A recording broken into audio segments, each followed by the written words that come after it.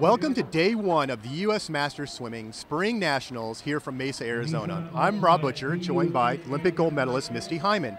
As we said yesterday, if you've not seen her swim on YouTube, go check it out from 2000, one of the best swims in all of Olympic history. Thanks, Rob. So Misty, today's the distance day. Yes. Any distance in your background? Well, only short course. I need those walls to help me out. Misty, we saw today a lot of coaches, families, friends cheering for their swimmers. How important was that to you in your swimming? Really, the support team is indispensable. My family and I used to joke that it was Team Misty up there on the gold medal stand in the Olympics. I know all the masters out there have a huge amount of support from family and friends, and that's what makes it all possible and what makes the biggest difference. We have a lot of great stories to share about our Masters swimming family. Let's go check them out.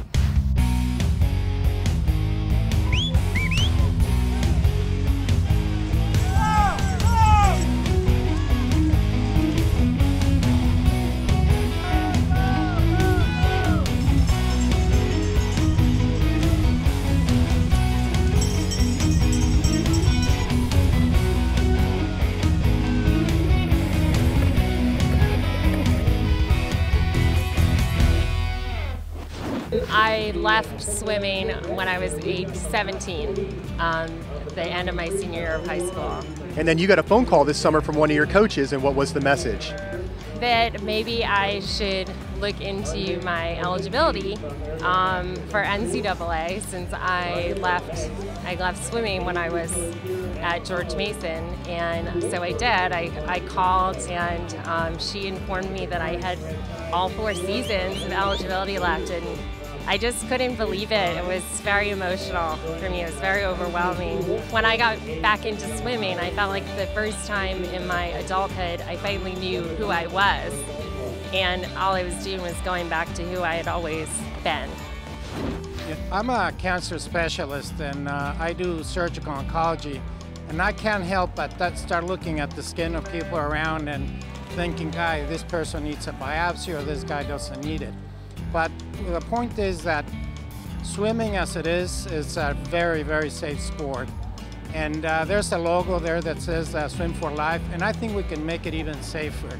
There are several things that master swimmers already do and do very well.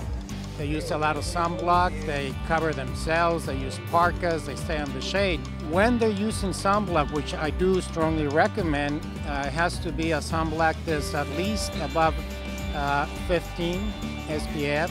It has to be applied frequently.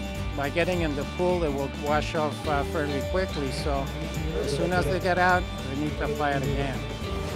I live in Curitiba, which is a 1-hour flight south of São Paulo, which is the big city in Brazil.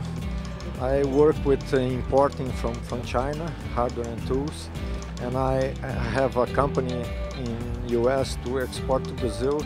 So I come to United States very often. I travel to China 3 times a year, and always be here at the Nationals, trying to join together my work and my pleasure, which is swimming. When I was young, I swim until 18, and when I have 50, I became swimming again. Now I'm becoming very competitive and get good times. I want to be very competitive, and I want to swim with the best swimmers in the world. This swimming meet, I think that I do one of my best time. Patty, you are and were the very first original USMS sponsor. What year was that? Do you remember? It was in the early 80s. It took us a little bit of time to get things sorted out, but because I wanted to be able to use the logo and to be able to sell this to all the masters, I asked them for a contract. I really, really enjoy the masters people. If they just have so much to offer each other. It's a family. If you have excitement, everybody shares. If you have sadness, everybody shares. So for me, it's like coming home. If I didn't come to Masters Nationals, I would be a sad person. What a touching story from Patty Cast.